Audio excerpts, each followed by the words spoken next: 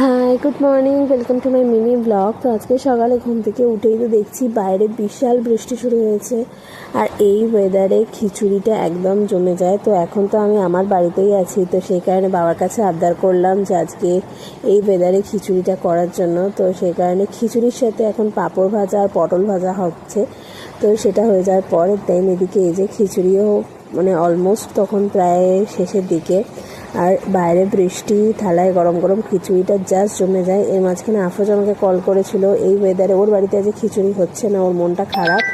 তো সেই কারণে আমাকে বললো যে ভাই, তোর বাড়িতে খিচুড়ি হলে আমাকে একটু দিয়ে যা। তো কাছাকাছি যেহেতু বাড়ি, তো সেই কারণে মনে হলো যে ঠিক আছে যাই, একটু দিয়েই আসা যাক।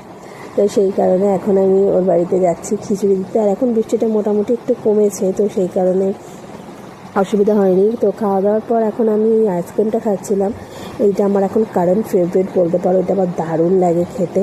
তো তারপর বিকেলের দিকে ছিল আজকে ড্রয়িং ক্লাস, আর এই প্যাচ প্যাচ ওয়েদারে বেরোতে আমার একদম ভালো লাগে না, বাট কিছু করার নেই, যেহেতু ক্লাস আছে সেহেতু যেতেই হবে।